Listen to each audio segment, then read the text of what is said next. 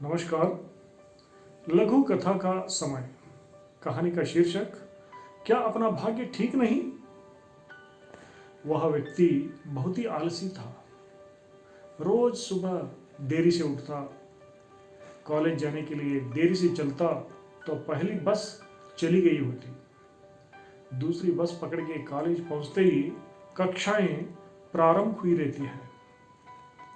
देरी से कक्षा में पहुंचता, परीक्षाओं में भी इसी तरह सोचता कि उत्तर आते हुए भी वो अच्छी तरह से लिख नहीं पाता।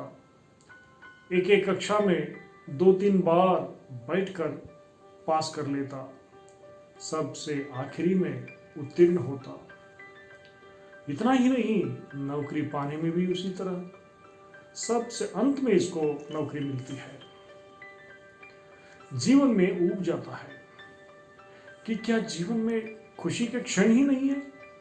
अच्छी तरह से खा पी कर मौज मस्ती करने के लिए सोचता है स्वर्ग में बहुत अच्छा रहता है, इसीलिए बेहतर है कि मैं मर जाऊं, वहां जाकर के अच्छी तरह से खा पी कर मौज मजा मना करके रह सकते हैं। सोचकर शहर के बाहर एक रेल पटरी पर सो जाता है। उस दिन भारत बंद होने के कारण कोई भी रेल नहीं चलती। शाम तक लेटने से नींद अपने आप लग जाती है। गहरी नींद में एक मालगाड़ी आती है, आके उसके ऊपर से चली जाती है। मर जाता है और सीधे स्वर्ग के द्वार पहुंच जाता है।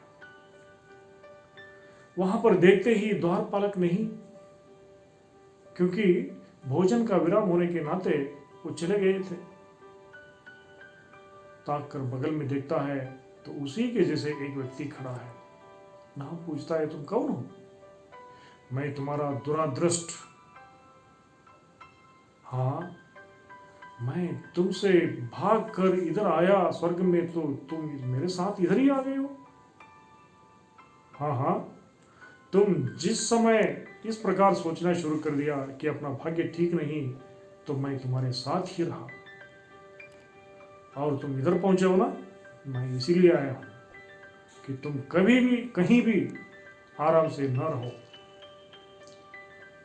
उसको हाथ जोड़ करके नमन करता है और कहता है कि महाशय, यहां से निकल जाओ, मुझे आराम से रहने दो।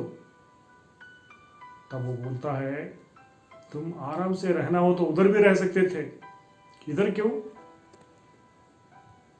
अपना काम समय पर अच्छी तरह से करोगे तो कोई इस प्रकार की परेशानियां नहीं आती। अच्छी तरह मेहनत करो समय पर और ठीक रहोगे। मान लेता है। जैसे ही ये मान गया तो तुरंत धड़ल आवाज करके वो चला जाता है।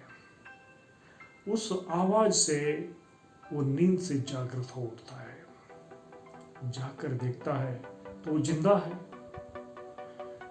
गहरी नींद में जो उसने सपना देखा था, अदृष्ट को कोसता था, उसका फलस्वरूप क्या हुआ ये भी जान लिया था।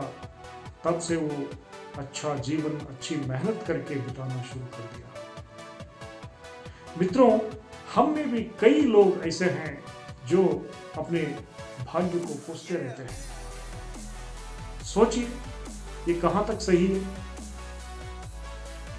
अगर ये वीडियो अच्छा लगा तो अपने मित्रों के साथ शेयर कीजिएगा और सब्सक्राइब जरूर कीजिए। धन्यवाद।